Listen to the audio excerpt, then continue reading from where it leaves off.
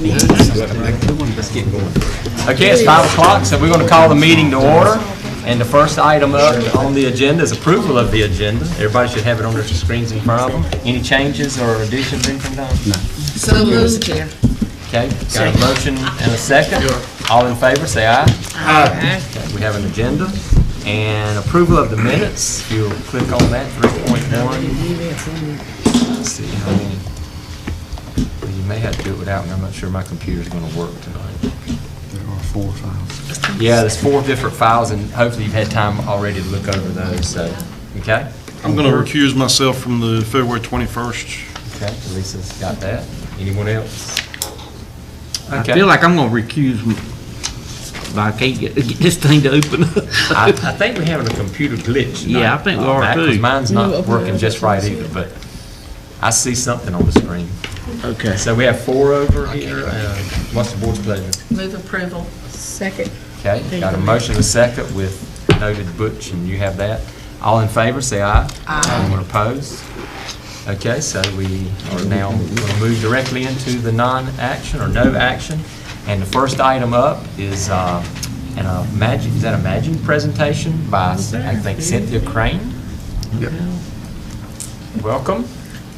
Alex Manda. Go ahead. And who? Dr. Alex. Okay, and Alex Manning. Sorry about that. That's all right. The reason why Cynthia is going to give the presentation is because I have a bad cold and my voice is, I'm losing my voice. So she's going to give the presentation, and if there are any other technical questions, I will try and address them. But in order to preserve my voice, I'll have Cynthia explain what we're trying to do.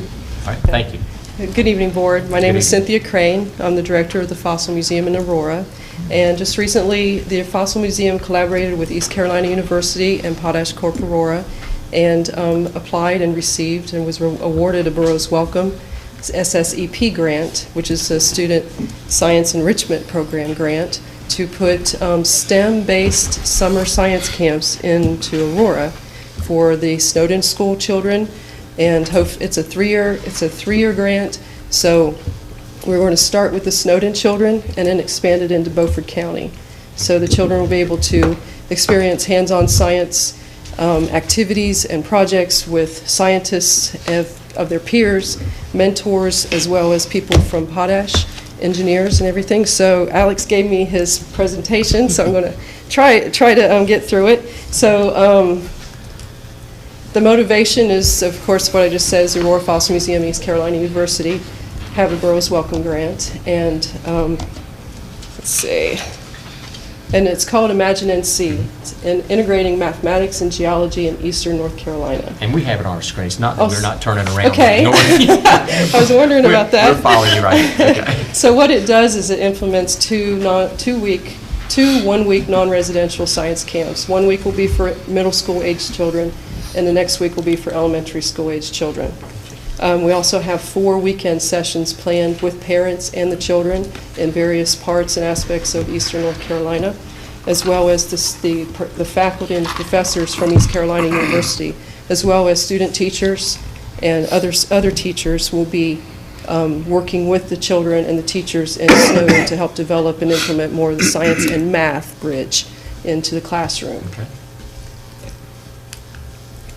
So one of the components is to have a groundwater project and a groundwater monitoring project, which Dr. Manda will be implementing. It'll be his part of the project.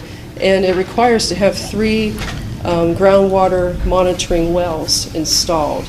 And we were discussing this with Catherine Tahaney at the school, and we come up with an idea of having the wells installed on school ground, so that Judy Cleary, the middle school science teacher, would be able to utilize that in little activities during the school year.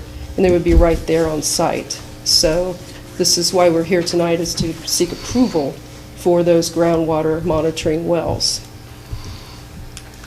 I'm hitting everything. Okay. So as you look at your screen, some of the activities that Dr. Manda is going to develop with the children to do is monitoring water levels. These will be shallow wells, and they'll calculations so they can see how water flows underground. They'll also have models to use. What do we call them? groundwater models that the children can actually use on tabletop to see water flow. And then they can go out in the field and then do the test results and get the results as well. So it'll be a multifunctional, multifaceted project for these children to learn about water and how water is restored into the system, how it's removed in wells. So the proposed locations, if you see there, it's in a block. It's on the school grounds behind the playground. And let's see. So the proposed well locations are, as if you can see them, the well field, there'll be 3, and then they're marked in yellow on your screen. Yeah, we can see. Okay. And then what will happen is students from the geology department of East Carolina University will come out with Dr. Manda. The well coring drill apparatus is on the back of a truck, so it's no big, major equipment coming onto the ground. It's a small truck with the drill rig attached to the back. And so that's, as you see in the picture, that's how they install the well. It's a small well. The diameter may be 1 inch to 3 inches at max. So it's about a hole about that big round in the ground at the maximum. It could be smaller. And so as you look at the pictures, they install a well in the open hole as they drill, and then they complete it. So the students at East Carolina will be installing this as an activity for their education as well as supporting the project. And then they'll test it to make sure the well's working right, and they're getting water reads. And what else do I need to add to that? Monitor water levels for a long time, which will be the best thing. So by installing the wells, they can get a long record to develop a baseline, so that through the 3-year project, the students can use the data that they've already collected the previous year to apply it to the following years. And then the teacher can also have that data to use in her classroom. So they can look at rainfall and different things, how the water would rise with rainfall, and the water, if we had a drought project, they could go down and look and see the water changing underground right there at their school. And the completed well, like if you can see between the 2 students, it's a little black bar that's up above ground. State requires that it's above ground, but they can be flush but there's more permitting done for that. But it would just be, if you see by the tree, you can see the monitoring well. So it's not taking up a big footprint. It's not a big, terribly looking structure, and it'll be there for the teachers to use and the project to use. Okay. So we seek approval. Here's the time frame for approval. So with the school board's blessing, we will start to submit to the state for all the different permits that we need in order to do this. And any questions? How deep does it go? We're not setting up at the moment, but we need to do some reconnaissance, and that will require punching some holes into the ground to determine that. And so once we get approval, we'll determine how deep the water table is, and then we'll determine how deep the wells will be. My estimate would be not more than 15 feet deep. Not more than 15 feet deep. What they'll do is once they get the permits, they'll do a little test holes, not bring in the big well digger. They'll do little small test holes, probes, to look and see how deep they have to go. But it's going to be the minimum depth that they have to go. They're not going to do a big deep core. It won't take long to get water. Stan, do we have any utilities in that area that we need to be concerned with? I went down with Dr. Commander and we looked at the site and everything's there. Okay. Still good idea to have locating service locate anything out there? That's why I told him, once it was approved, I would get that located. and make Okay. sure that all of our utilities run around the road, and most of them comes in the front of the property to the whole plant. Okay. And that's one part of the permitting process, is to make sure there's nothing that they're going to hit Okay. and have that cleared. I can't tell from this picture, but for the most part, what's coming up out of the ground looks fairly simple. So is it tamper-proof, or is it possible for a student or a visitor or somebody that's there that's not supposed to be there, is it possible that they could damage this if I mean, I can't see what's on top. Is it just capped on top? Does it have a lock on it or So something? the black thing that you see is a metal casing, and that metal casing is grouted in cement, and so it's pretty rigid in the ground. Okay. If you were to damage it, you'd have to drive over it, and the students will not be able to damage it.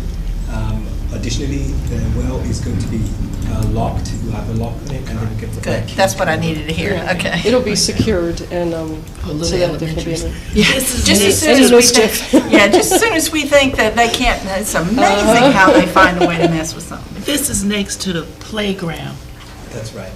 Could a student just playing and run into it? The playground is fenced. Gotcha, that's all I needed. And this sits It's on outside the there. outs, It's it's on the away from the outside. playground. Okay. Okay, looking down the road, once this project is through, That's what I was- you got these little stub concrete pipes sticking up out of the ground. Can they be taken care of, cut off at the ground? They can be sealed. So we'd have to abandon the well. There's a procedure. That's what I'm wanting to Yeah, know. and they can be sealed So, off. At that stage, we can have the discussion if the teachers feel like this is something that's valuable to them. At the end of the day, the people that are going to own the wells, I just facilitate the process, but then the person that will be signing the permits, it might be Stan or it might be another representative, that person will own the well. So the school will own the well technically. So we can have that discussion at the end of the project, whether you want to continue having the wells on property or whether we can abandon the wells. If you don't want them, we can go through the process of abandoning the wells where we cut them and then fill them up with bentonite clay and then seal the top so that you cannot see them on the surface. But they would also belong to the school system, so if the science teachers are still finding Exactly. a use for them, they can remain at no cost to us.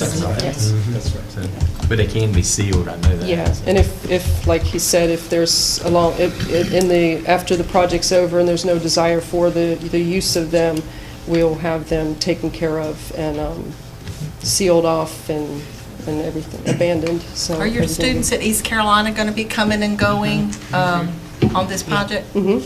Oh, yeah, and we're going to have student teachers from East Carolina too, out there helping with the students and everything. So it's become a really big project, which is exciting. Yes, very much It's a lot of components. Anybody have any other concerns? If not, what we'll do is, it was brought to us as a non-action item. So we'll just put it on the next meeting, we'll come up for a quick vote, and unless I don't see any too much objections. No, I thought they were, I know it's on non-action, but on their We'd have to move it down to an action item. and- approval from board to go ahead with the So can y'all project. wait till the 21st? Of this month? Yes. Okay. Yes, this month. I mean, the very next meeting we have, is that the next meeting we have? We'll just put on there for a quick vote, and someone call you, and it should be fine. Thank you. Okay, Thanks thank for you. the presentation. Thank y'all. So that brings us to Mr. Gregg, Title I discussion.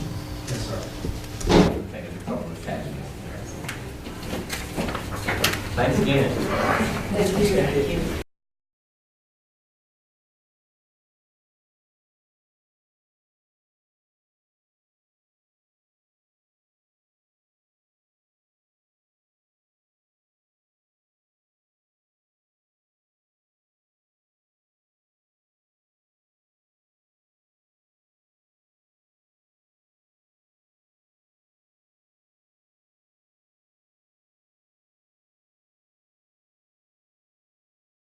Speak on them as much as you'd like. One of them,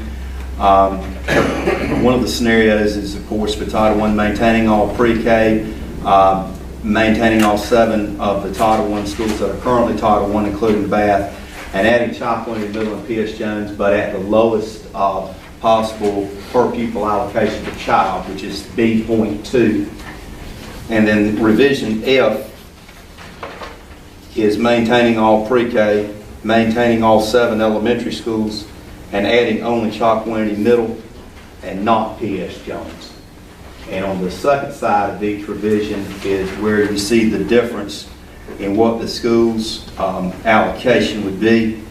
And then under the purple column, there's it says what is gained or lost under each additional scenario that you had requested.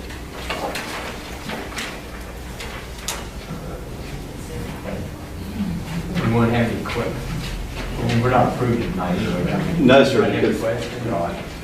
This is based on if these scenarios are based on current year dollars if we had been in the current FY17 You year. really know what dollars are yet anyway. No, sir, and unfortunately, every year, we used to find out by the end of March, and now it's only the second week of May, or third week. But what I can do is, as soon as I know what that planning allotment would be, I can begin work, and I can bring multiple scenarios to you again in hopefully the May time frame or early June, based on actual FY18 dollars.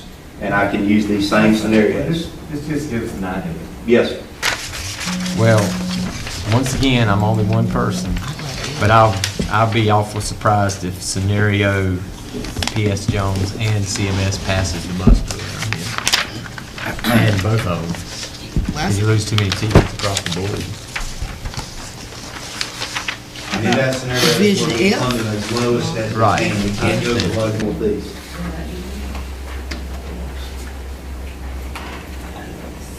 I know you need to know as soon as possible, but what's the latest date we can let you know? I mean, I can turn the application around pretty quickly. It's supposed to be submitted by June 30th. There are scenarios sometimes in which some districts do request extensions due to extraordinary or extenuating circumstances. So we could wait up to that deadline. I know, don't even look at me like that one. You're making my Mark- heart pound. I know. But I mean, I know. Please don't I make just that. hate to make decisions based on money we don't know about. Correct. And what I generally do is, once I know we go ahead and we have a stakeholders meeting that we'll have in April, in which we invite principals and teachers and members of the community to come and talk about it, and they're allowed to give input. But as I've always said, the final decision rests with the board. I take their input, and then I come up with scenarios, and then I work with Dr. Phipps, and then we bring. In the past, there's been many years where we brought one scenario. There was one year, a few years ago, we brought 3 scenarios. But I can bring as many scenarios, and in the past, it's happened over a couple of meetings. Like in one meeting, it was a non-action item where we shared scenarios. We got input from you, and then we came back as an action item and had a scenario that we thought that the majority of the board would want to review. And if it is earlier, I can start on it earlier. I understand. That makes my work easier. It makes Mr. Doan's work much easier as well. And I'll advocate with the powers to be to Raleigh to let us know as soon as we can. But I don't see it really changing. But just as soon as I find out what our actual planning allotment will be, hopefully it will not be very much different from the $2 million we received this year. And if it's not that different, we would just have to plug in the variations and changes in teacher salaries and hospitalization and retirement. But if it were a situation where we had a rather large decrease in the planning allotment, it, of course, will make it more difficult. And we don't know until we receive it what it will be. I understand. I don't want to quickly make a decision because all of these scenarios have major impacts on some of those schools, and I don't want to make a quick decision on that if possible. Maybe we'll have a nice surprise and we'll have an increase in the allocation. And that'll make everyone's job easier. That would work. I'm trying to be optimistic, but I also live in the real world. That's right. Don't count on that happening. Thank you. Don's got a comment. I think it pays to be prudent and to take our time to look at things, but there's some pieces to the puzzle that we have to do our local, or to do the state and local budget. We don't know yet what our low wealth number looks like. We don't know yet what the projected number for ADM is. The other piece that's going to come into play with this, I think, and Mark and I were talking earlier today, when we look at class size reduction, it's possible that we have to add some positions at schools, so there may be a net gain of or loss of 0. It may wash itself out. The problem with that is there's a price tag associated with that. We've got to figure out a way to get that worked out. So there are lots of unanswered questions, and I feel uncomfortable as we move into March knowing the little amount that we do, but we don't need to make decisions without having all the information on the table. So I think this gives you something to think about, and then as we continue to have the discussions about how we cobble the budget out, we can talk about these in greater detail. And I'll have, I'll know a little bit more about where I think I'm gonna go at the end of this meeting, because I'm gonna have a discussion with someone else a little later in the meeting that might give me some light on a few subjects. And you know what my concern, I don't like this. I don't like either one of these either. I don't like any scenarios we've had. But I just cannot, and you already know what I'm gonna say, but let me say it one more. Let's see, what's the third or fourth year I'll say it. I just cannot continue to sit here and do the same thing that we've done over and over when I got a low-performing school that gets no help. I mean, it just, in my mind, maybe I think of it too simple, but it makes no sense to me to continue to pour money, and this is pouring some money, into some of these schools that aren't even near being a low-performing school. Yet we give them money, and we have a school that their scores are continually going out, and they have no tutors, they have no extra help from us, and the scenario for them just gets worse every year, and we just continue to not look the other way. We continue not to throw anything their way. I just got to get past that, which I can go and tell I never will, but that's where I'm coming from. I mean, you know, we have schools on here that are up here and getting money, and schools that are down here and getting nothing. It makes no sense to me at all. Well, revision F is one where that particular school would get some. I know, but there's pain for the other people. There's pain for and I'm not about to wreck everything for everybody else. I'm not that kind of person. But, And the argument can be made that the reason some of them are doing so well is because they have the extra help and they have the tutors. So. Well, actually, the argument can be made that because about 2 meetings ago, Greg brought to us what each principal was using their money for on Title I and how they felt about it, and each one of the principals put in a summary to us how much benefit it gave their school. So that's not an argument I have to come up with. That's an argument that the principals gave to me. They said it does. So there you go. It's great for your school, but we're not going to give you any money, so too bad for you. That's the point I'm trying to make. And this time it came from the principals, not me thinking about it. That's right. Okay, we'll look over it and give it a third shot. But I appreciate all the work you're doing. I mean, I know it's not, unless you got a personal checkbook you want to loan us, and it's not your problem. I don't, and I wish that I did, and David will be pleasantly surprised, and we'll have an increase in the allocation, I don't know. We can think positive. We're more than glad to go back and think of some additional scenarios. We're more than glad to go back and prepare some additional scenarios. And I will say, you have been more than willing to work with us, and I appreciate it. I do. Okay, we'll think about it and get back to it another time. Thank you, Greg. Thank you very much. Yeah, thank you. Bus incident protocol. Don, just a real brief discussion on this right quick. We have talked about this a good bit. It's one of those things that comes up anytime we have an unfortunate accident that involves one of our buses, and it involves the emergency management folks that are coming on scene and the other providers that are there, just making sure that we've got the protocol followed with students in terms of whether they transport to the hospital and whatnot. We've had Kim take a look at it from a legal perspective. We've had Glenn Mercer take a look at it at the county level, and the form that you see is a form that's been distributed around the county so that folks are going to follow that. The only thing that we wanted to add. I think the only one I have is just the... That's right. It's a refusal. Just a refusal, the blank. The policy itself's not on here.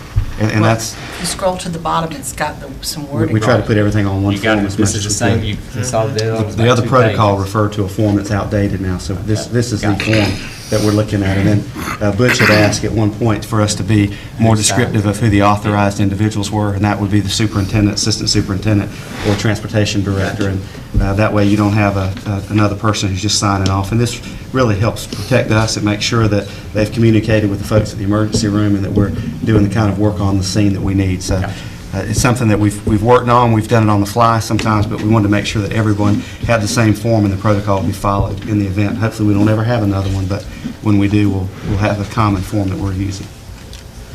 Any comments? You know, it looks very to the point. It looks cleaned up from where it was. Does that work, Butch, for you? Yes. We were talking about it. That's what we needed. My biggest concern was leaving it open to any school representative, anybody, you know, a janitor could drive up and say, I'm a school representative and sign, and we just want to make sure we were properly covered. Nails it down. 3. Okay. I mean, this isn't anything you need to even bring back to I us. just wanted you to see it, know that we've talked about it, so I wanted you to know we brought some closure Any to last it. questions before we move on? Okay. Thanks, Tom. Grants, and Mark, that's. Yes, sir. To show us something? Or We have 3 grants to, one that we've been awarded, Bright Futures, in partnership with Beaufort County Schools, has been awarded a grant of $5,000 from Wells Fargo Foundation to purchase additional food transport and service equipment for Beaufort County's USDA authorized summer food service program. The equipment will enable the expansion of the current summer nutrition program to more feeding sites, which will provide free breakfast and lunch to additional children in Beaufort County. So that's in addition to our summer feeding program. The next 2 are proposals. Beaufort County Schools has submitted a grant proposal to the North Carolina Arts Council requesting $8,000 to fund an artist residency at Washington High School in the spring of 2018. The title of this project is Life on the River, documenting a rural eastern North Carolina community. If funded, a local documentary filmmaker will help students enrolled in a filmmaking course create documentary films on topics of local interest. The films will be shared with Washington High School students and would eventually be screened at a film festival hosted by the Arts of Pamlico in April of 2018. And then finally, the Arts of Pamlico, in partnership with Beaufort County Schools, has submitted a different grant proposal to North Carolina Arts Council requesting $6,500 to fund a week-long artist residency by puppeteer Hobby Ford during the 17-18 school year. The residency will include 2 stage performances of his puppet show and Amelia, along with professional development workshop for teachers and 14 classroom visits in Beaufort County Schools. The stage performances and teacher workshop would take place at the Turnage Theater. Thank you. Actually, I think you're still up. You're going to give us an Yes, update on just want to make the board aware. Jerry Wynn, our transportation director, brought this to Dr. Phipps to my attention, and just wanted to share with you. In the past, if you had a bus driver's license and you went to renew that bus driver's license, North Carolina DMV requested that you update them on any medications that you might be taking. If there were no changes, then everything continued on smoothly. If you made a change and you said, my doctor's prescribed X medicine for me now, then you were under a medical review to make sure that that medicine did not interfere with your ability to drive a school bus or any other heavy equipment. But while you were under that medical review, you could continue with the job unless there was some specific indication from your physician that says this medicine won't allow you to drive a bus. The change is that now, when our bus drivers go to renew and they indicate there's been some change, the medical review means they are immediately pulled from being able to drive a bus. And we just happen to have this happen with one of our bus drivers this week. It may happen in the future. And I wanted to make you aware because this is a 4 to 6 week process while those individuals prepare documentation and wait for NCDMV to review to make sure that this medicine doesn't harm, impair them from driving. But what it means for us is some folks who may be on some very innocuous medication that doesn't interfere at all aren't going to be able to drive for a month or so while we're going through this process.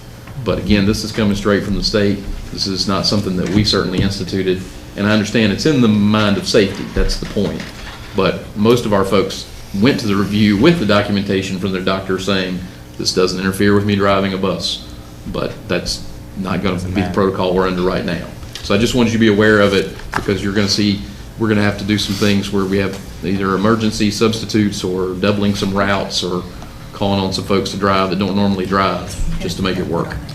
Is there a way we can make the bus drivers aware that if they've got changes, they need to go ahead and get that going before they even renew? You can't.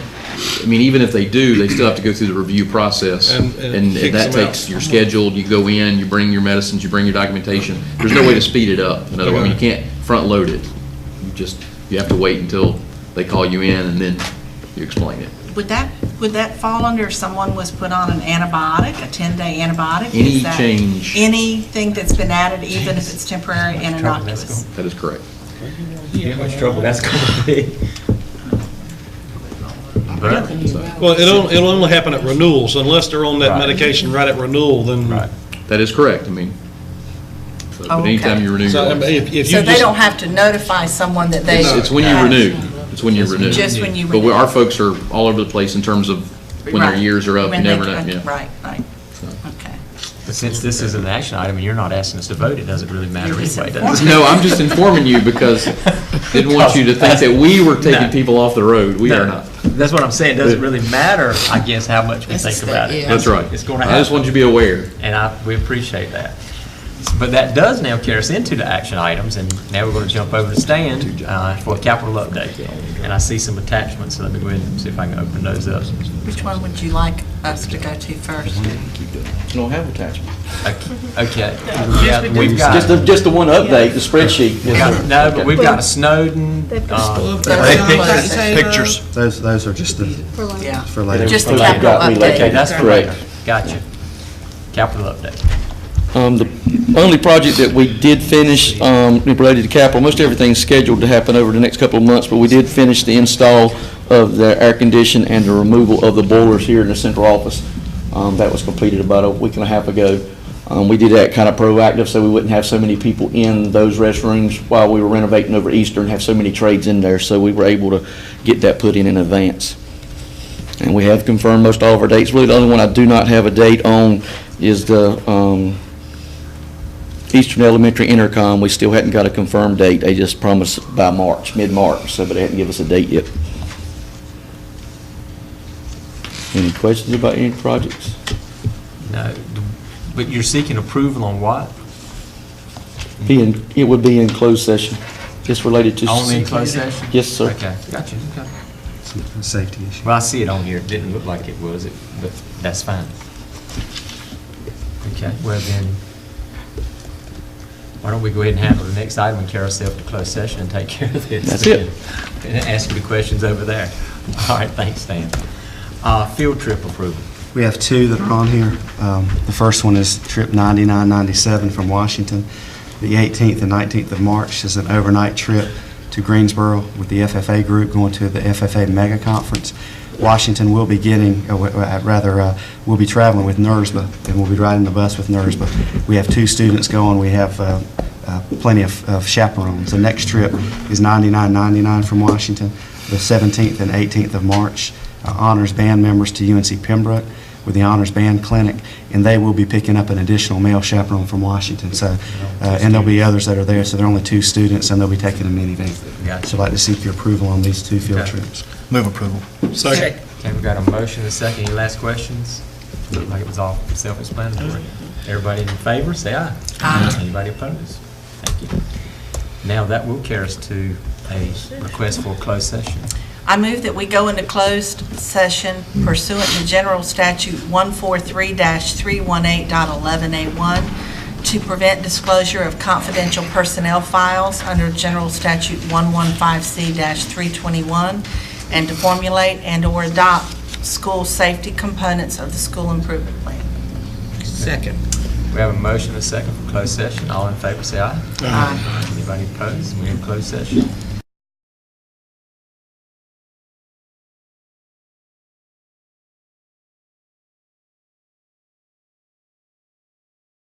Tours are going to be at noon. All right. We're back in open session, and we have two items. The first item I'll take is a motion to approve the personnel agenda. So moved. Second. Okay, we have a motion and a second to approve the personnel agenda we just discussed. All in favor, say aye. Aye. Any opposed to what was on that? Okay. And I need a motion to approve projects related to security. So moved. Second. Okay. I heard a motion and a second. All in favor, say aye. Aye. Okay, thank you. That carries us to the calendar. Is there anything different about the calendar? We have work sessions, we have capital tours set up for tomorrow at Washington beginning at noon. And then Thursday, we'll get a north side attendance, when I say Washington, the Washington attendance area. And then north side attendance area, starting that at noon on Thursday as well. We're going to meet at Eastern at noon? Well, we depend on the direction we want to go. We could do Eastern, Talo, and Washington, or we can do Washington, whichever way we want to go. Or where do you want to meet at? I don't care. I think Eastern. Let's start at Eastern. Okay, all right, that's fine. And again, we'll take a van if you want us to do that, and you can ride in the van if you'd like. I think we have at least one county commissioner who's joined us. Ed Booth was there with us yesterday. Yep. So we welcome anybody like that wants to come out and take a part of it, be a part of it. Board member updates? Can I ask you one thing? I need to jump ahead into April. Oh, okay, gotcha. The April board meeting is scheduled during the week of Easter, which is during the Easter break for us, and had a request that I was asked to share with you all. We were supposed to meet on the 4th and on the 18th. Could we move our meetings to the 11th and 25th? They would still be on Tuesdays.